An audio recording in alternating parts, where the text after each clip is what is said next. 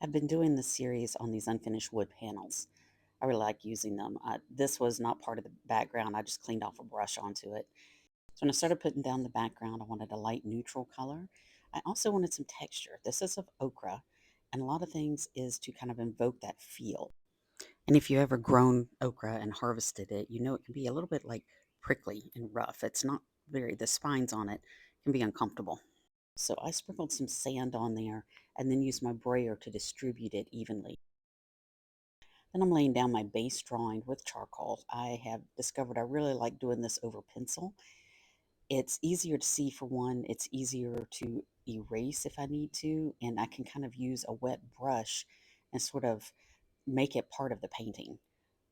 It's become my go-to, and it worked really well again on that sand background that I put on the base of this. And if you noticed, I used a little bit of orange in the background, again with okra. When I'm painting, I kind of decide kind of like the feel of things. And to me, okra's in the summer, it's hot. So I wanted that feel in the background, and you'll see as I develop later on that indicative of a hot day. And again, I did not realize till I started growing my own okra how beautiful the flowers were. So that is actually the main focus of this composition, not the okra pods themselves. So I'm putting the base in for the flower. And this is how I always paint in acrylics. I work in layers. I work multiple layers because I'm usually adding things, and sometimes it doesn't make sense color wise, but I like the buildup of textures. So I'll get the base layer in, getting my forms in, blocking in my shapes, getting the overall tone of the painting, and then letting that, I will, while I'm waiting for that to dry, I set it up in my studio and kind of sit with it a while and see if the composition's working. So now I'll start working on the buildup of the flowers. Now the flowers themselves are this kind of a pale yellow green is the best way to describe it. But if I just painted that color, you're not going to see the depth and the form. It's not going to have volume to it. So instead of mixing up that color, I'm building it. So I add the yellow in as the highlight, and then the green goes in as the shadow. And that is sap green. That's the same green I'm using for the okra. It, it helps set that overall unity of the painting to use that same green in there, and then using white on top to tone it all down and to go from blobs of color to the actual flower. And you can tell it goes without saying that this whole painting process is sped up. I think it took me over several sessions because I have to let paint dry in between and kind of have my looking at it time. But actual on the easel painting, it took me maybe about an hour and a half to paint this. Okay, time to start building up the okra. Again, I'm using that same sap green. I had put in kind of a light base of white underneath it because okra has this almost dusty look to it. Now for the shadow of the okra, I picked up the purple that I was using in the flower, again to help keep from introducing too many colors and help link the two together. And again, this is just part of the layering in and kind of looking to see how the forms fit together. And having that, you see I introduce a little bit of the yellow as well as a highlight.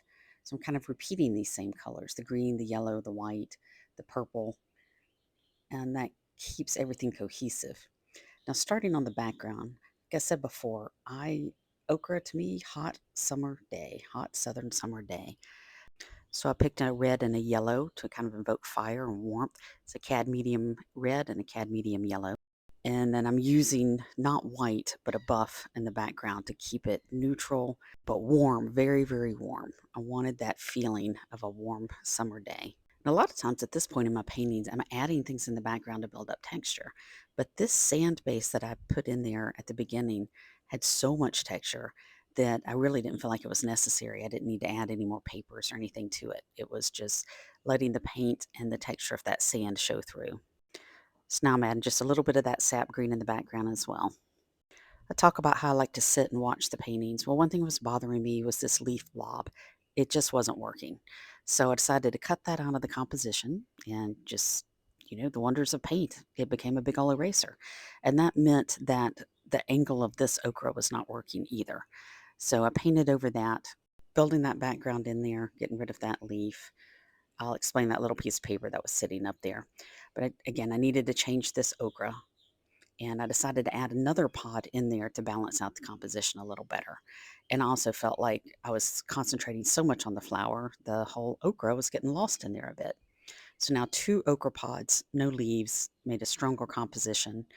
And I'm loving that cad red so much in the background that I'm using that for my shadow instead of the purple on the okra pods. So a bit of the white for the highlight to give it that dusty look, the red for the shadow, and trying to pull these out of the background just a little bit, but yet not making them the focus. So that little piece of paper, each time I do these gardener series, I try and put something in there on how they're used. So with okra, it makes you think of gumbo. So I found a recipe for gumbo, printed out a little piece of it, soaked it in some coffee to give it an aged look. That piece up in the corner is just another smidge of texture. The only thing was that the paper, trying to get it to go in over the sand, so I use matte medium to glue it down, and then I repeatedly kept rubbing it to see if I could integrate it into the painting a little more. And while all that was drying, I'm working a little more on this flower. It's time to define the final form of it, the folds, the wrinkles. And I don't paint photorealistically, it's more of the suggestion of everything. So I use a photo reference of photos I've taken of okra I've grown, and I'm putting in where folds and things are as a suggestion of it. So you get the feel of the flow of the flower without it being a photo representation of the flower, which is why there's blobs here and there of paint, and probably also why the Impressionists have always been one of my favorites, because it's an impression of a flower. You know it's an okra flower, but if you want the photograph, I'll show you the photograph. This is the painting of the okra flower. So I'm using a sanding block again. I don't like how this recipe it's drawing too much attention to it. I want it in the background. So I finally decide I'm just going to paint over it to get it in the background. I'm not erasing it. I'm going to take a wet paper towel, see, and rub it through so you can still see the words. If you look closely, you can see the words about adding okra. But again, I did not want this to be the focus. Now, one of the things I really liked when I was looking at this painting off my easel, in the initial stages, it had this sort of Cezanne look of the edges really dark and highlighted, and I really like that. I kept thinking about that. So I'm like, I want to add that back in. So I did it with first with a pastel, a soft pastel. I put in the edges. It looks like charcoal, works about the same. Just a black pastel, and then use some water and paint to pull it out and try and leave some of the lines in there. And I really like how it sets it up and apart from the background and gives it just this bolder form to it. I really like the look of that. So lines appear in a lot of my paintings, and I tried it with this with a pastel pencil. It didn't work. That sand is just too tough. So I decided, okay, I'll get some other shapes in the background. I'm using this doily as like a stencil. That's that same purple that's in the inside of the flower. And I dug through my scrapbooking supplies and managed to find some lines I could paint in instead of trying to draw them like I normally do. And this worked pretty well. Again, this is also that same purple that's in the center of the flower. And why do I do this? The lines, I don't know. It's just something I do. Now, the doily, it kind of made me think again, I'm going for this southern hot day, and I got to thinking about southern tablecloths and kind of invoking that sort of feel with it.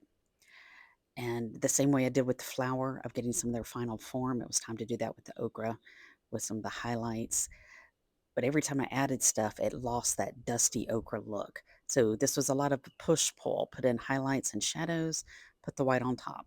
Put highlights and shadows, white on top. Trying to strike that balance between having the form of an okra pod, but not so bright that it wasn't that it competed with the flower and pulled up too much from the background. So I just kind of went back and forth. After this sat up on my wall for a little while, I realized just that doily mark wasn't quite enough. So I found some dots. This is actually a mixture of the background, a cad yellow, cad red, with a little of the buff, because I did not want the purple. I needed something lighter in there to tone it down.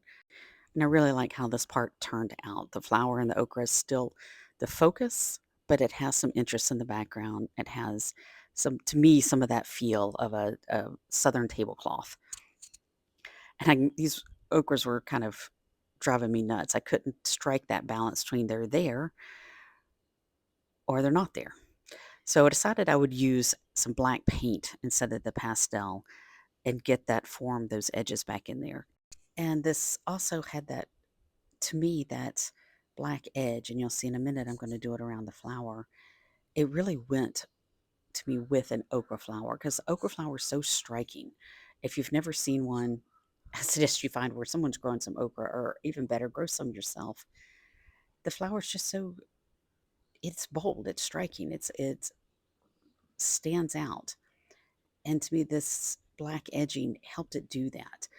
The background's part of the composition, the okra's part of the composition, but using this edging really helped it pop and set up from it, which is to me exactly how the flower looks on the plant. You just come around the corner and it just pops.